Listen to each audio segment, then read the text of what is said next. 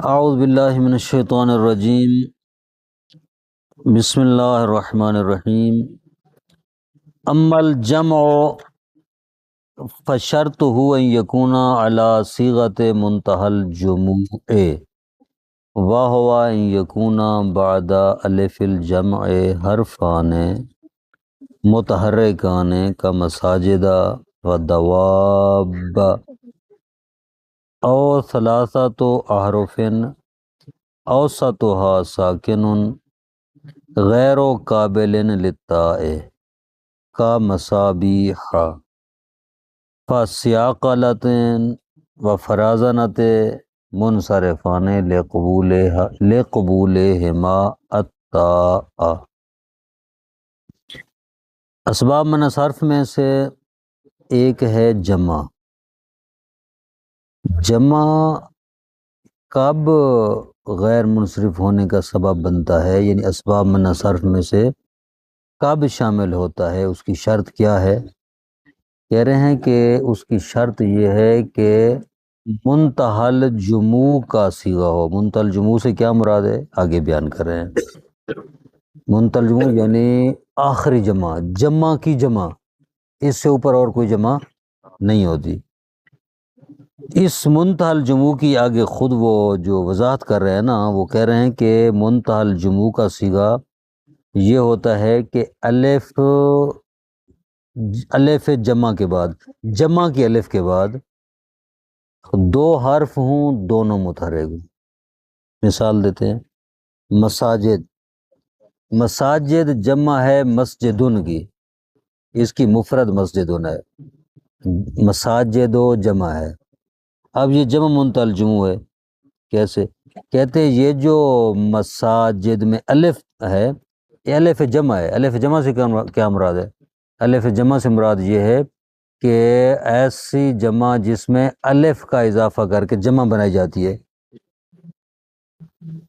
جیسے رجالن، راجلن کی جمع رجالن، راجلن میں الف کا اضافہ کیا ہے، رجالن بن گیا، یہ جمع بن گیا، اس کو الف جمع کہتے ہیں، ٹھیک ہے۔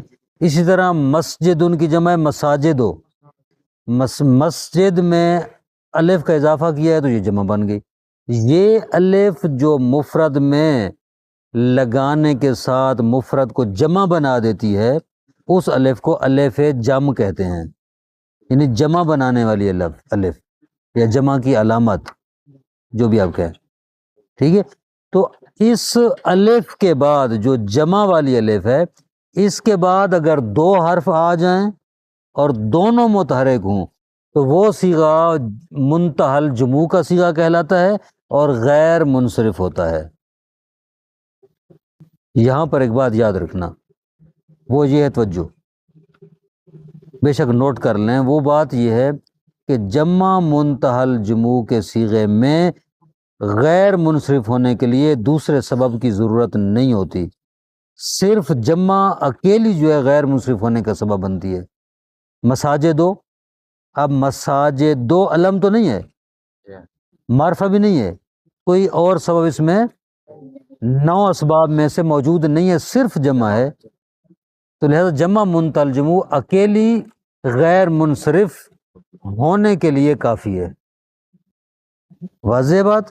جیسے مساجدو ہے، یا دوابو، دوابو، دوابو دابتن کی جمع ہے، دابتن اس کی جمع ہے دوابو، واو کے آگے جو الف ہے اس کو الف جمع کہتے ہیں، چونکہ جمع بنانے کے لیے یہ الف آئی ہے۔ اس الف کے بعد دو حرف ہیں، کون سے؟ با، اور جو مشدد با مشدد جو ہے اس کے اوپر شد آئی ہے، ہاں، دوابو، تو یہ بھی غیر منصرف ہے۔ اور خوب، ایک بات دوسری یہ ہے کہ دوسری یوں کہہ لیں کہ شرط، 3 حرف، اگر 3 حرف ہوں، الف، دوبارہ الف جمع کے بعد اگر 3 حرف ہوں تو درمیان والا ساکن ہو۔ اگر الف جمع کے بعد 3 حرف آ جائیں، درمیان والا ساکن ہو، تو وہ صیغہ بھی جمع منتہل جموع کا صیغہ ہوتا ہے اور غیر منصرف ہوتا ہے، ٹھیک ہے۔ لیکن یہ ایسا صیغہ تائے تانیث کو قبول نہیں کرتا، جمع منتہل جموع کے ساتھ تائے تانیث نہیں آتی، جیسے مصابیح۔ اب مصابیح یہ جمع ہے مصباحن کی، مصباح یعنی چراغ، مصباح مفرد ہے، مصابیح اس کی جمع ہے۔ اب الف جمع جو آئی ہے اس کے بعد 3 حرف ہیں، با، یا اور ہا، درمیان والا جو یا وہ ساکن ہے، یہ بھی غیر منصرف ہے، ٹھیک ہو گیا۔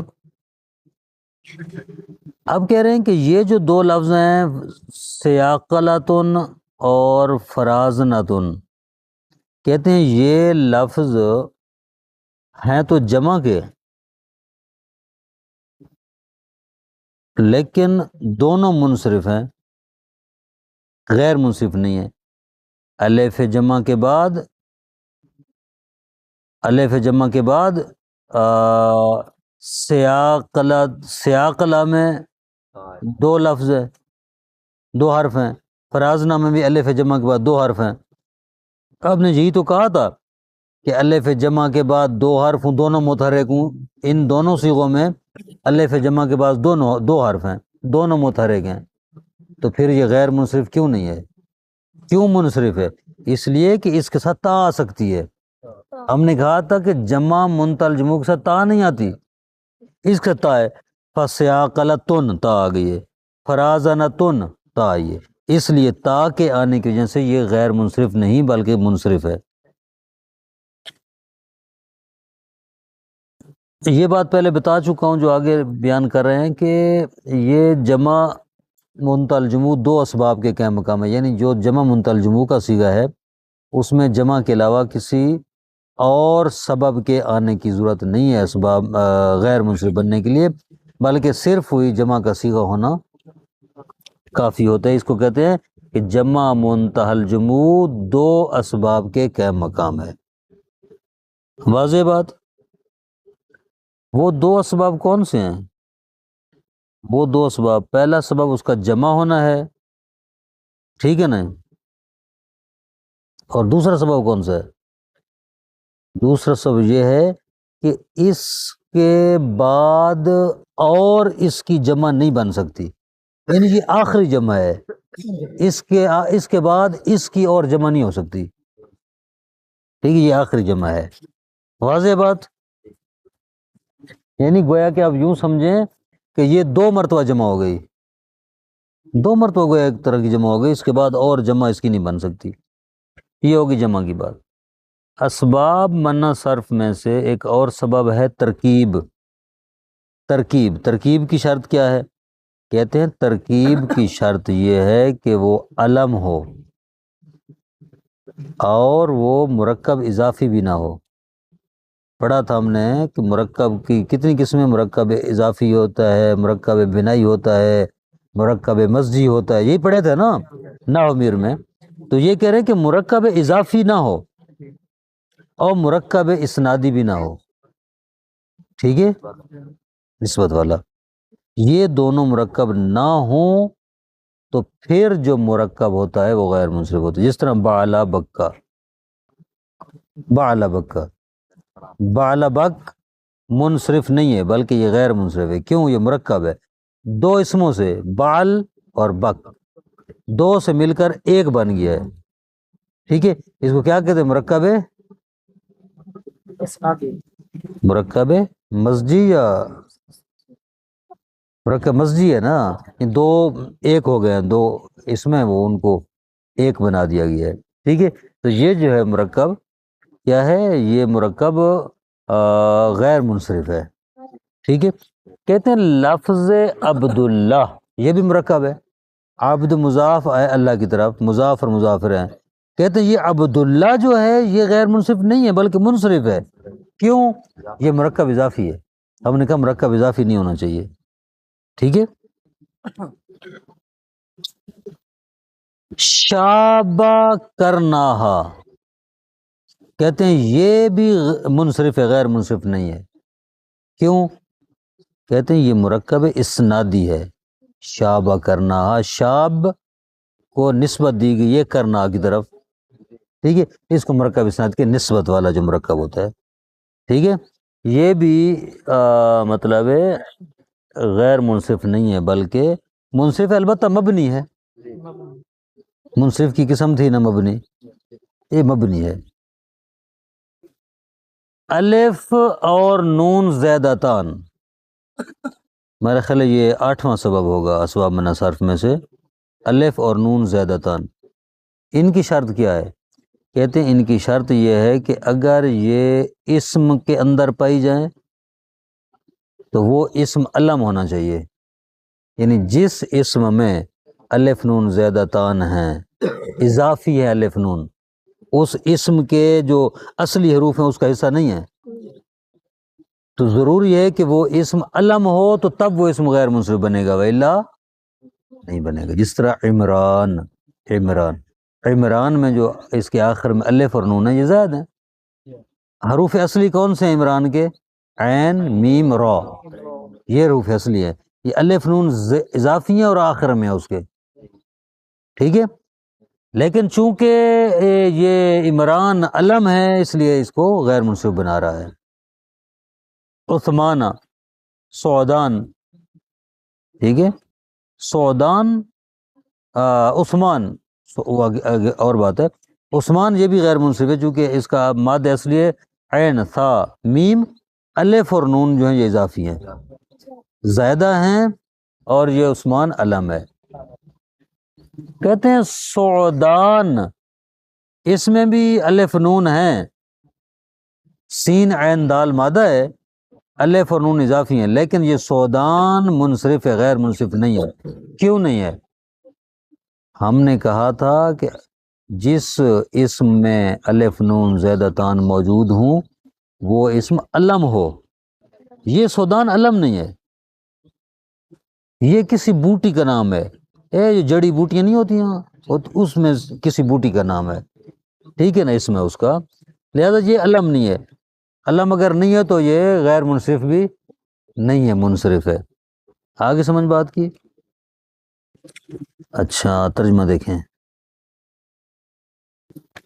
عمل جمع فشرط ان یکونا علی صیغت منتہی الجموع، جمع کی شرط یہ ہے کہ وہ منتہی الجموع کے صیغے پر ہو، یعنی نہائی اور آخری جمع کا وزن ہو۔